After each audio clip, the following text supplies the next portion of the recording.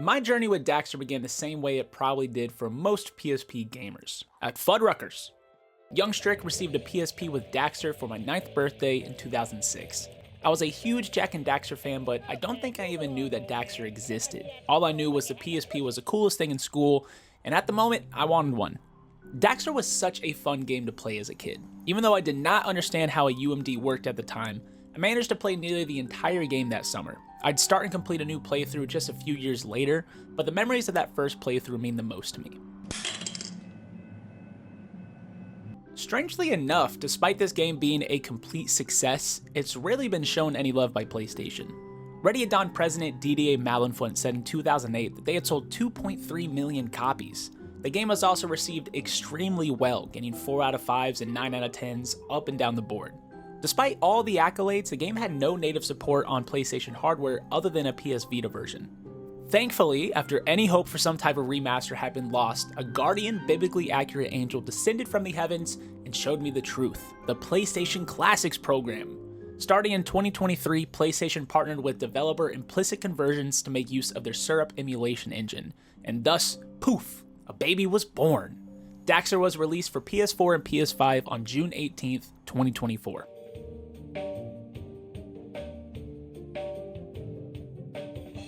When I play this game, I can tell that Ready at Dawn's entire goal was to bring an authentic Jak and Daxter experience to the handheld market, and that's exactly what you get with this title. If it's in Jak and Daxter, then it's in here too. Fun platforming, charming characters, a variety of gameplay mechanics, and just a darn tootin' good time from start to finish. These are good, healthy-sized levels, good variety of enemies, of puzzles, platforming, collectibles. I mean, this is one-to-one with what you expect from the Jak series. This is really good so far. For the fellow Jak heads out there, this game takes place between the crew teleporting through time to Haven City, and 2 years later when Daxter finally breaks Jak out of prison. Forewarning, I'll be reviewing this game through the lens of what it offers the existing universe of one of my favorite franchises, and not so much on its merits as its own confined, singular experience. All that to say, it certainly feels recommended to have played at least Jak 1 and Jak 2 prior to playing this game in order to get the most enjoyment out of it. Daxter came out in 2006. Jak 2 was 2003. Jak 3 was 2004. It's a prequel, but it does come out after those games. So with that said, this game was really clever and really a great idea of ways to just kind of add a little context, fill in some gaps of the story and the lore from the previous two games. Just a great concept. This game, I've been really impressed with what this game has offered to the overall story and the universe of Jak. One of my favorite things this installment does is give Daxter's character the screen time it needs to really get fleshed out. Actor Max Casella has thankfully been one of the biggest constants throughout the entire series, and he gives us another great performance as Daxter in Daxter. It's a fun ride getting to see Daxter in the driver's seat for his own story, and the lore that gets revealed does add further clarity to several moments throughout the series. Also, let me just say, this game is such an egregiously 2006 time capsule that it makes me dizzy. It's got beautiful, bodacious women, timeless dude bro tropes, and countless pop culture references. That ain't no bug. Goodness You're gracious. too scruffy to be a creeper. So, what's your game? You know, I kind of respect Ready at Dawn, just not really trying to come up with a like a plot device to have her in the game. You know, it's 2006. You just needed a babe in your 3D platformer. Thanks, dude. Welcome, dude. Dude!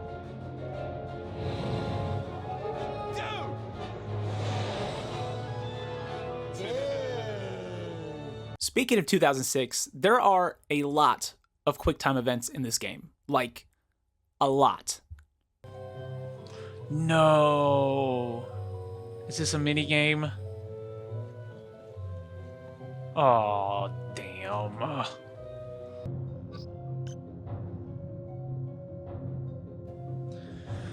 End it, please!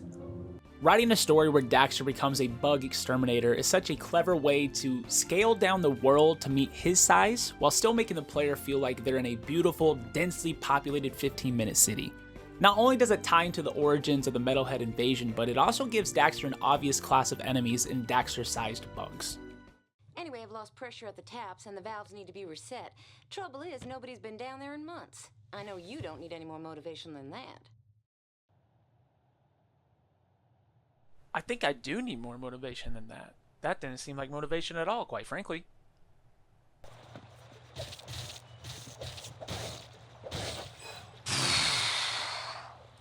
Too clean. Once all of the introductions have been made and you're an official Critter Ritter employee, you head to the Westside Hotel for a tutorial. Oftentimes, your entire first impression of a game can be thrown off by a tutorial stage that's either too long, too boring, or too complicated. Fortunately, Daxter's tutorial level is none of the above. You also get introduced to all the collectibles in this game. You've got skull gems and precursor orbs returning from previous installments, although precursor orbs are more like Jak 1 with its orb distribution than Jak 2 and 3. Think I'm supposed to?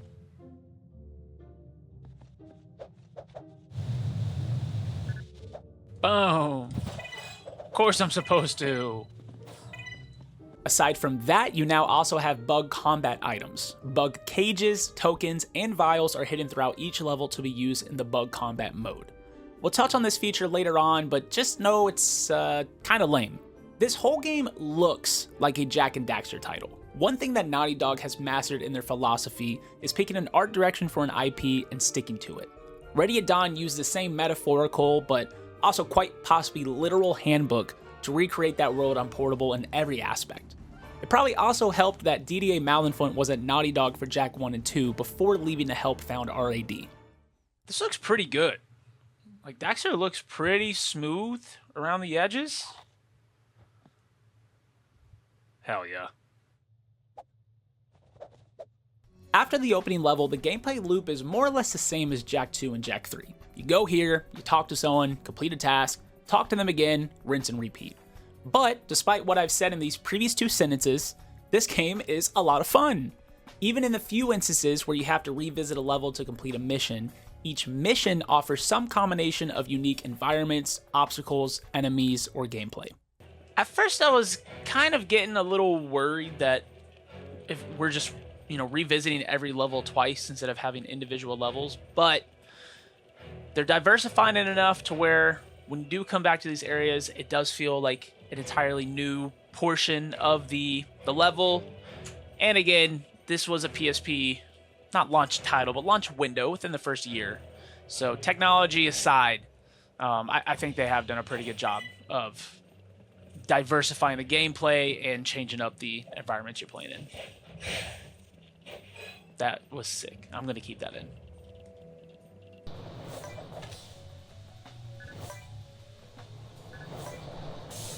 Oh.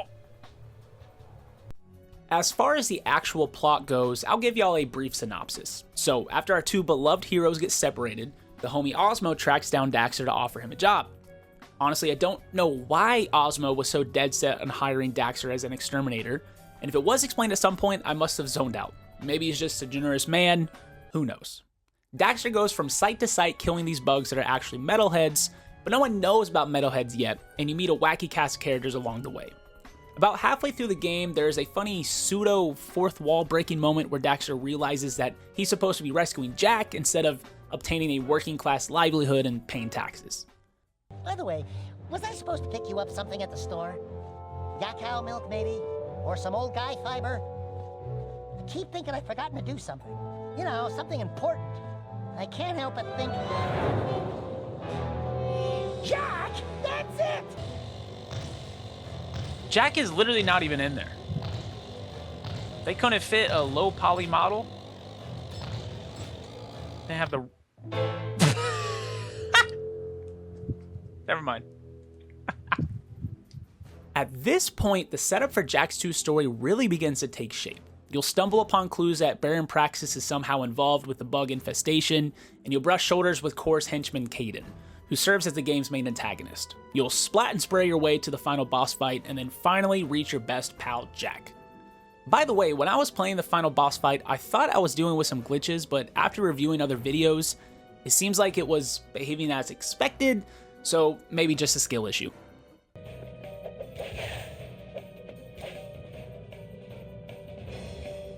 What?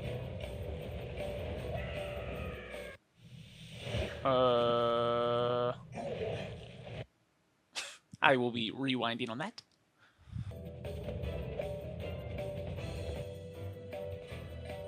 Oh, what in the world is happening? Oh, no, no, no, no.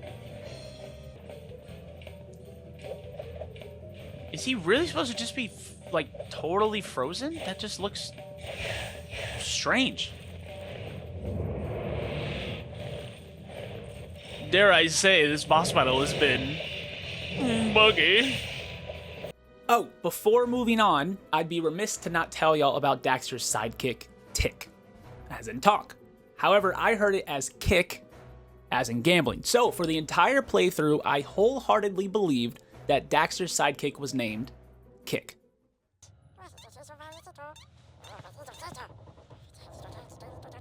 Hey, little fella. Are you lost?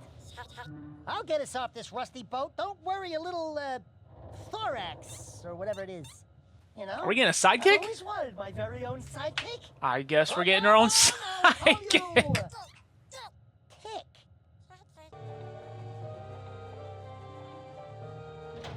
So do we still have Kick, or what? Is he gone? I was kind of expecting like some wacky quips back and forth. Been exposed to this disgusting dark ego. Oh, we do have Kick. All have died What? Save one. Your weapons Since when? program is a failure. Oh, yeah. The roadmap to Jack. Nice going, little buddy. Give me a high claw. And he can talk? What? Not enough. Look, there are bugs even in your own establishment.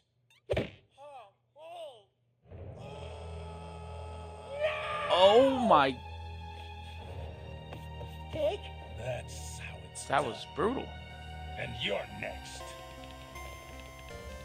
Even though Kick played an impressively small role in Daxter, his brutal murder will never be forgotten nor forgiven. Now let's talk more about the combat.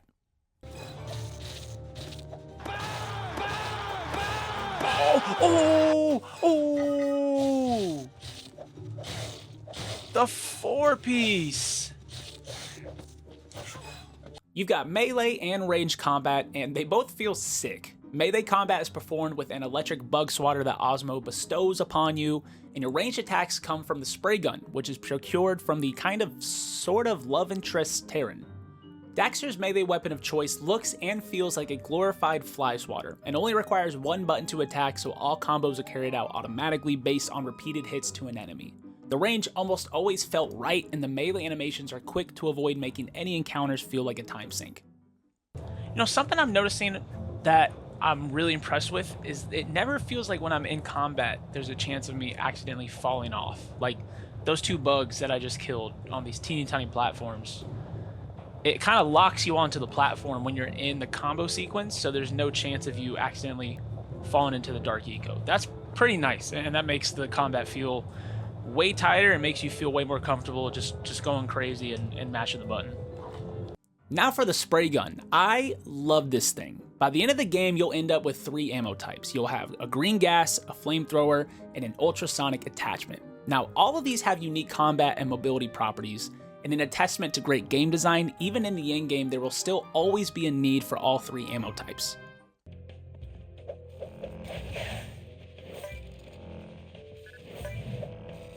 Okay, this is cool. This feels like a good platformer in-game level because it's really testing your mastery of all the different mechanics of the spray gun.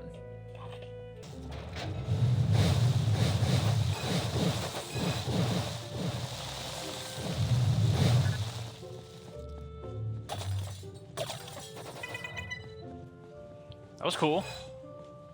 And I haven't even mentioned the best part of the spray gun. Hovering. This is probably on my top 10 list for best movement tech in a video game. The added difficulty of resource management by only being able to use fuel in short bursts adds a fun level of strategy to avoid jumping to your death.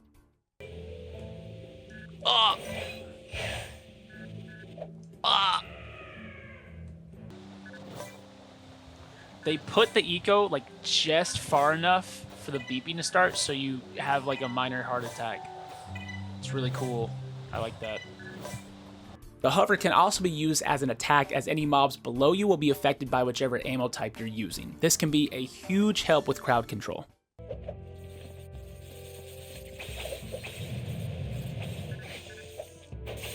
Damn! Something is telling me I'm about to walk into a boss fight with 2 health. But that's just a theory. Holy cow, Daxter! The readings are off the chart! Watch yourself. A game theory. Outside of your spray gun, the overall moveset is more or less what you'd expect of a 3D platformer from this time. You've got jump, wall jump, climb, crawl, the whole 9 yards. It's the level design that challenges your abilities with all of these moves in creative ways to keep the game from feeling like it's just a beat 'em up. And yes, sometimes the platforming can be a bit messy, but all things considered, it's a very user-friendly experience. What? Oogate? What the fuck? Oh! Not fair. Oh! What the fuck is going on? Whoa! Whoa! What? By the way, huge shout out to whichever team members made the lumber mill level. I couldn't figure out any other spot to put this in the script, but this level deserves too much praise to leave it out. I remember this level. I don't know anything that happens in it. I just remember it being beautiful. Oh my god. I remember it reminding me of maple trees from RuneScape, which was the only reason I got a membership in elementary school, so I could cut maple and magic trees. This would be a great time to speak on the soundtrack for this game. My goodness. Composer Jamie Scott went absolutely nutty with what seems to be a live orchestra. So many levels had great earworms, like this drum groove in the prison. Drummer going stupid right now. And this gorgeous piano performance in the totally goated lumber mill.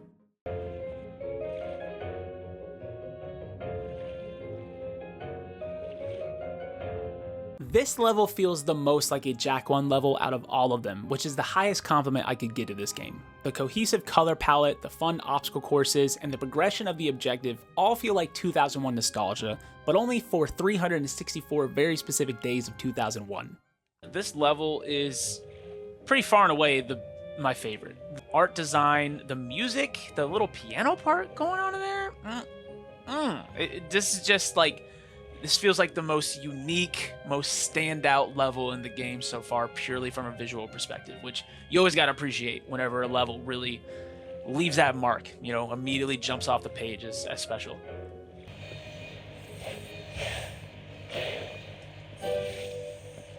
What? Wait, I killed the big dude just with the bomb? So the whole point of this mission was pointless? Okay. Sir, don't do it! No! Sir! Don't do it! Fuck! I'd say that there weren't really any levels that stuck with me as being bad or clearly the weakest link, but there are several levels that I remember for their character and the fun I had playing them. That's pretty hard to do in a platformer. Maybe it's because there's no swimming or ice levels. Well, technically there's an ice level, but, you know, we'll make an exception.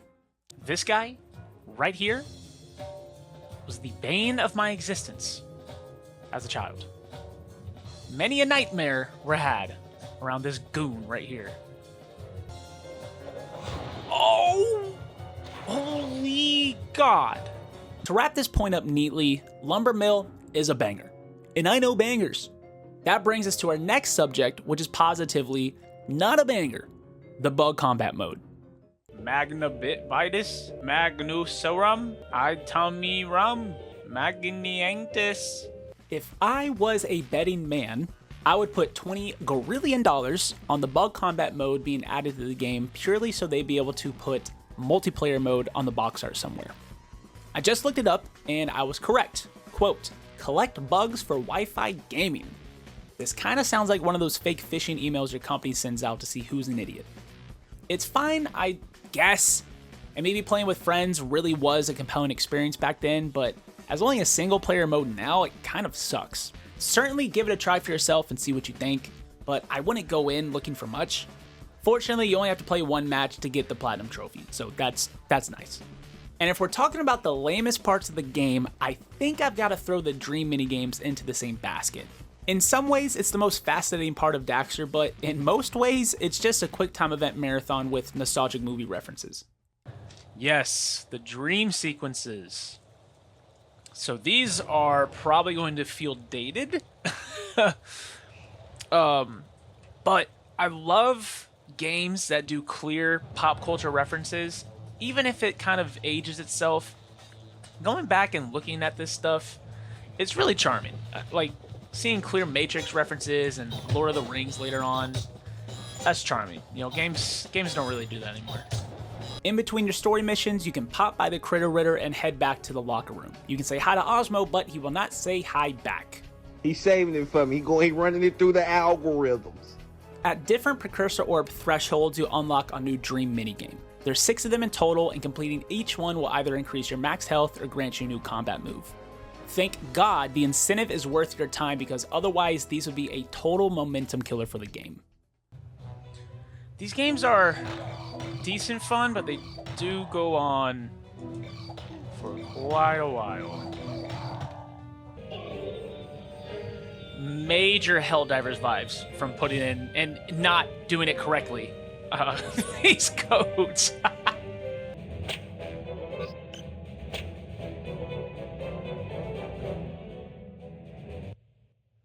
That was definitely the least fun game so far. It had to be snakes? It sure did. For me, playing through these again for the first time in years really made me wonder what could have been. For the amount of effort that went into it, these Dream minigames were really just a big old bag of duds. You know, these Dream games are really interesting to me because clearly a lot of effort went into this. I mean, just on the screen right here, you've got some original assets, original costumes, and animations. But then the result is just QuickTime events. It's just Shenmue 3 at that point. I don't know. It just seems like for the amount of effort that was truly put in, that the end product should have been better than what we got. It's the Yak Farmer? If you're going for the Platinum Trophy, you'll need to complete at least one of the Dream minigames with a Gold Trophy, which is based on your high score. This task would be much more stressful if it wasn't for the Rewind feature, which completely and utterly rules. Oh no. Oh, shit. Wait. No. Yes.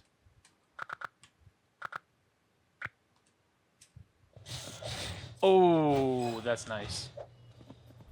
Before I tell you about the best thing since Unsliced King's Hawaiian Rolls, let me tell you about how this baby runs. After a full playthrough, I can say that I'm very impressed with what Implicit Conversions was able to do to freshen up this game. In-game graphics look incredible, with character models looking full of life and textures appearing nice and smooth. Some of the pre-rendered cutscene graphics, on the other hand, are looking pretty rough nowadays. Several cutscenes seem too dark and character models look like they've been down on their luck, especially Daxter and his fur textures. Didn't your mom tell you to stay out of the street? Alright, the quality on this is not pleasant. My guess is the cost and effort that it would take to really do any cleaning up to the cutscenes just wouldn't be worth it for PlayStation. Although I consider this a must-play game, I think you and I both know that this is probably nothing but a drop in the bucket for PlayStation in terms of revenue. Resources are better spent elsewhere, like increasing the amount of classics that get added to the catalog. Other than the occasional item pop-in mainly while driving or sliding down a ramp, The performance is stellar. I can recall frame rate drops in the PSP, especially when entering and exiting the level, but the PS5 hardware takes care of all of that and keeps things running smooth as silk. You know, somewhere in the marketing or even on the box, it says no loading screens. And then it's just this. That's a loading screen, brother. Now, the best part about playing Daxter on the PS5 is that respawning after a death takes just a few seconds, but it can be even shorter with the rewind feature. Oh no! Wait. I can just... God is good. Oh. Oh. Oh. Whoa! Nah. This would be impossible to do on one pass on the PSP. Having to re-go through the level, oh, no way. No way, man. What is... Am I tripping here? What's going on? Whoa! Whoa! What? I damn near have my nose to the screen right now. Ah! Oh! What the fuck? Oh! What if I just... Okay. Oh! This is a bit. This is a bit right now, right?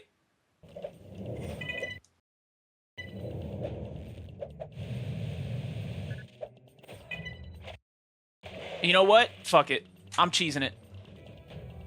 Boop. Easy. There's also the new added feature of quick saves and loads, but I'll be honest, I can't say I ever really used this. With the Platinum Trophy not requiring you to truly 100% the game, I simply never saw a real reason to use it and would just rely on the rewind tool. I'd say the only downside of the rewind feature is remembering to use it, especially if it's your first time playing one of these PlayStation classics. In hindsight, I probably could have used it more in the beginning of the playthrough, but it didn't take long for it to become my new best friend. Playing through Daxter was a wonderful experience. I was very happy to see that the great childhood memories I have of this game still hold true to this day. I can't say I really remember the characters too much from my first playthrough, but I think they'll definitely stick with me after playing again, especially Simon with an X. Daxter, did Simon give you my message? Wait, his son's name is Simon with an X? Yeesh. Simon? Simon? Excellent work, dude!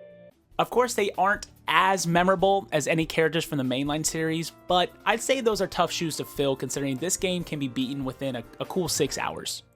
We got a Mondo job brewing right now on a big tanker in the port. You ready to party hard? No, I do it myself. But I have carpal tunnel. Captain Simon, Rupert Tickjackbos. Nice try.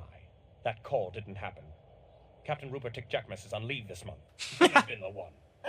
Classic. Well, you see, this asshole is on a mission. And it's totally possible. Ah, like Mission Impossible. Why don't you pick on a bug your own size? Well, technically, you are actually a lot bigger.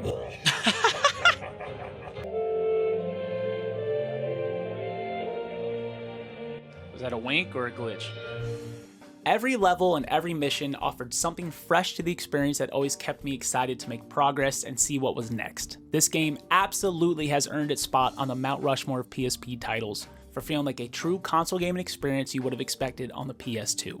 There's also quite a bit of polish on this title to make everything run as expected, but as so with many other games of this time, it does have its fair share of glitches and developer shortcuts. What? Those cars are flying in and out of the wall over there. Red alert, red alert. Oh, damn! Would I recommend this game to fans of Jak and Daxter? No, I wouldn't. Are you stupid? Yeah, of course I would. It's got the dude's name in the title. Would I recommend this to someone who has never played Jak and Daxter, or who has and didn't like it? For sure, I think I definitely would. As a standalone experience, the gameplay is fun enough to make it worth your while, even if you don't care about the story. And as a second or third attempt at the series, it's unique enough from the mainline games to feel fresh and offer something fun for everyone. I love this game and encourage everyone to give it a shot. It's an easy platinum trophy, a piece of PlayStation mascot history, and a satisfying step back in time to a masterpiece in platforming on the PSP. Look in the secrets menu to access it. What? Jack mask on? No way!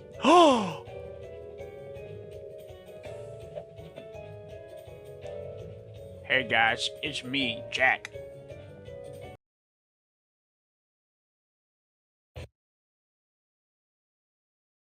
Damn! This is this is the first thing you see after beating the game? Back to work. Damn, Daxter, clock in, baby. I think as a kid, I always thought these platforms were, like whales, like dead whales. I see now that is not the case. Not at all. Jesus, that's a lot of fresco. I spilled fresco everywhere. Damn. Real gamer hours out here.